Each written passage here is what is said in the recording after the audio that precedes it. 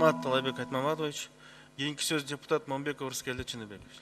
Рахмат, Дастан Артисбекович. Мен козгой турган маселе ары кооптуу, ары жооптуу.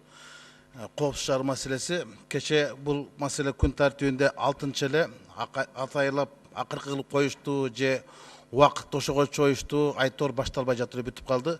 Кезек мага келгенде жыйынды бүтүрүп коюп тарап кетишти. Бүгүн айтууга аргасыз болуп отурам. Бүгүнкү күндөгү өкмөт колдоп, кээ бир менин кесиптешим коргоп келип аткан коопсуз шаар долбоору бул өтө кооптуу долбоор. Бул безопасный проект эмес, бул опасный проект. Бул жерде документтерди карай турган болсок, мафиялык мандем, коррупциялык тандем бар. Ал үчүн экспертти жалдаштын кереги деле жок. Булар ушунчалык мыйзам бузуу жолу менен алып келатат коопсуз шаар долбоорун. Соттун чечими күчүнө кире элек, а булар келишимди күчүнө киргизип койду. Бюджет жогорку кеңешке кире элек, булар бюджетке 2019 600 миллион сом киргизип койду. Кандай? Аны да аскергенсип, атыл элек аюуду бөлүп алгансып, терисин бөлүшүп алыптыр. Мэрия 30%, штрафтардын, айыппулдардын, МВД 20, ГКМБ 5%. Бул кандай? Буну кандай түшүнөбүз? А эгер сот чечпей койсо кандай кылабыз?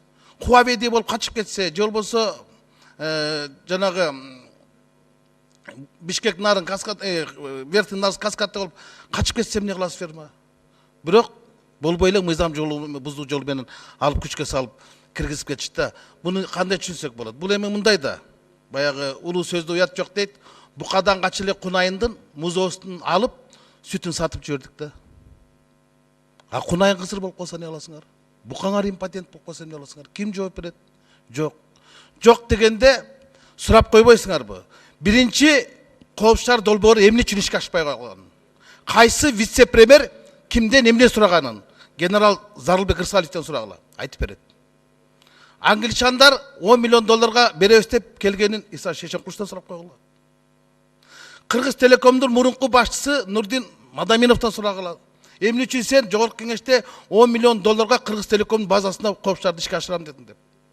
Таза болбосо Анкаранын 6 миллион калкы бар шаарынын мэринен сурагыла. Эй, силер кайсы арыңарга 6 миллион шаары бар Анкарага 20 миллионга киргиздиңер деп.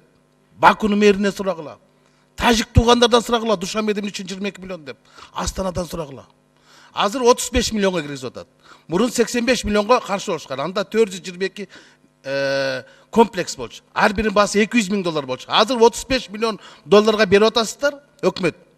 110 комплекsti. Bir kompleksin bası 300 bin dolar bulatat. Emne 3 6 жылда 100 bin dolarга kımbattap ketти. Video bayqalışlar. Mına korrupsiya ошо жерде жатат. Кече бул талкуулашкан жок. Булар коопсуздуктан корккон жок. Булар коомчулуктан коркуп атат. Булар Момбековдон коркуп